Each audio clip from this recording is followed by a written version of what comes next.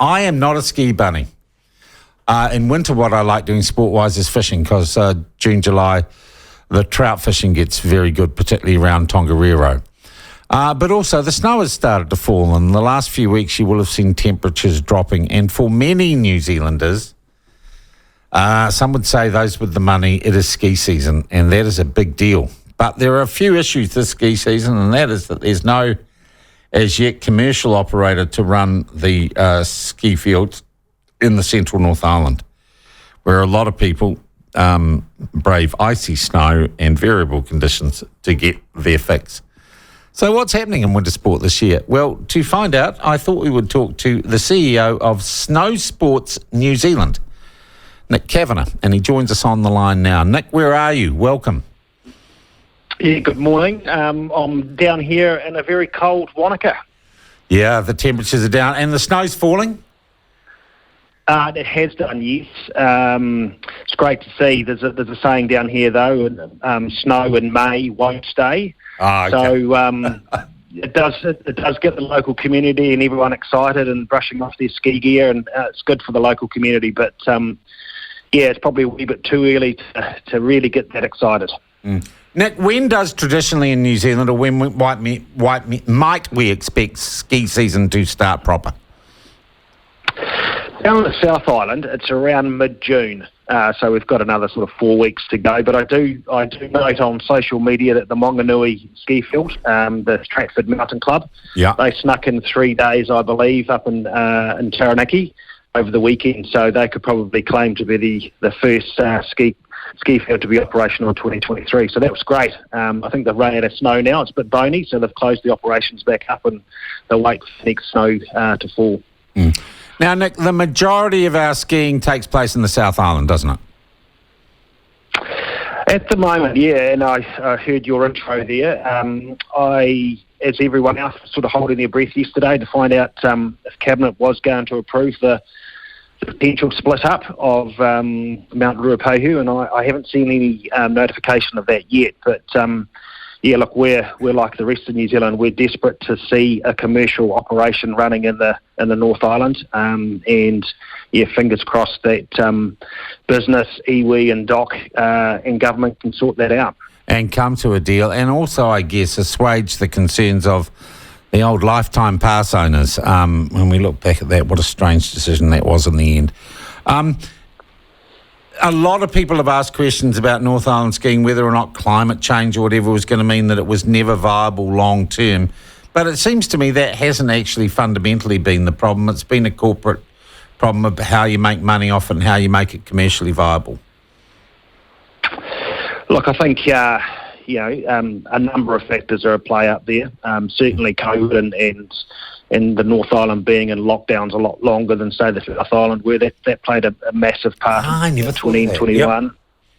Yep. And then, last year, from a weather perspective, it was the third, season in a row where they really struggled to get people onto the hill. So, 3 years in a row, the commercial viability of it really took a massive hit. So, we're all aware that global warming's happening, and that's affecting not only our snowfall, but rising river and water levels, etc. So there is that to play. But coming back, very confident, very hopeful that we can get that resort. Okay. Resort. Let's say that gets sorted out.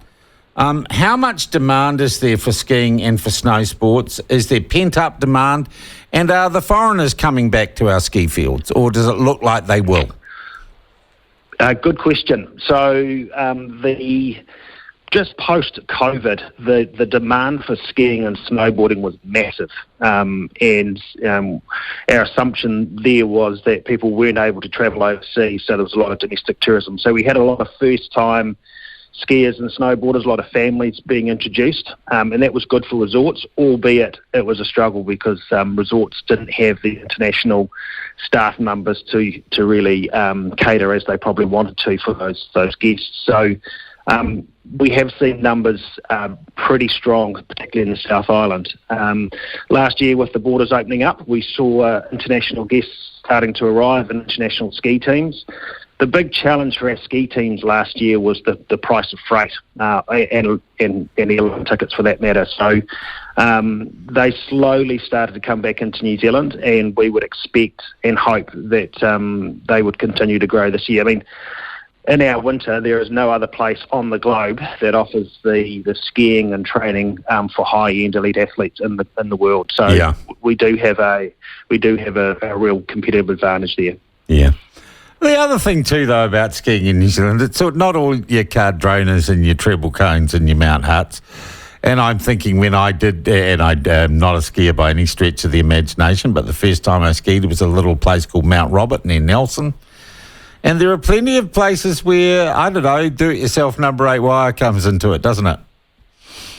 Oh, absolutely. And the Stratford Mountain Club was a great example of that over the weekend. They saw an opportunity, and on the back of volunteer number 8 wire attitude, they got the facilities open for 3 days, and the local community had a great time. But look, the club fields, if you like, of Canterbury are the hotbed of our freeride community. So, we talk a lot about Nico and Zoe and Ella being our superstars, but we've got an incredibly high standard of freeride athletes, competing globally, and their training facilities, their home mountains are the club fields, the smaller club fields of Canterbury and the like. So, they struggled as well during COVID, and it's good to see, last year most of those clubs reopening, having a good season, and hopefully the snow will come again this year, and they'll get back up and running. But the real backbone, the real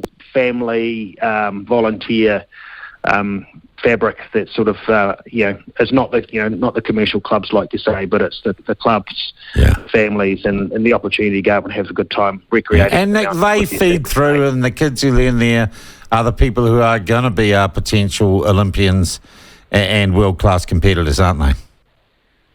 Absolutely. Yep.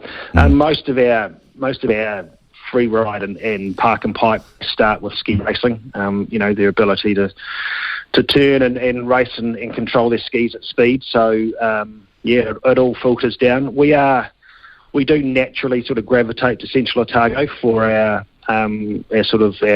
pre-high performance and our high performance athletes. And that's really because of the facilities. Cadrona has got the half pipe and the big jumps, and Coronet Peak is the home of our House One racing. So all those other feeder clubs are critical in developing the base of the triangle, if you like. But naturally, as people target high performance in Olympics and Paralympics, they will gravitate down to Central Otago.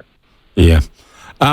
Now, look, just on a very practical scale, what should people be doing particularly physically for getting ready for ski season? Because inevitably, the osteopaths, the people say, there'll be broken legs, they're going to be strained back, they're going to be all sorts of accidents. What's the best you can do yourself to get ready to hit the slopes again?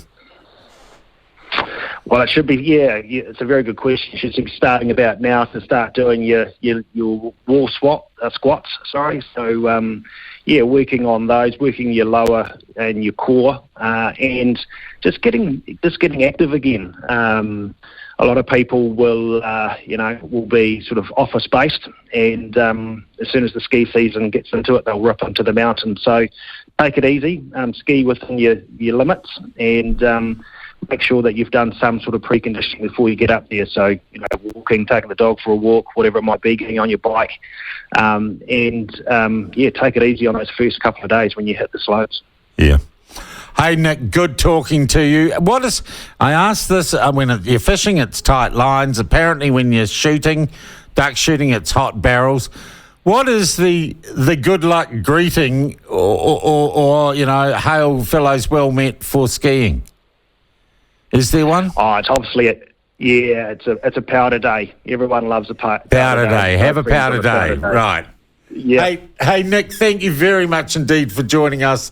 Let's hope the season is good and the snow falls and everyone has a powder day this year in our snow sport community. Thank you very much. And just to the news in Wellington, obviously everyone is hoping and praying for a good outcome there. So we're the same down here in Wanaka, and I'm sure I speak for the whole of the snow sports community that we wish that as best the outcome as possible. Yeah, thank you, Nick.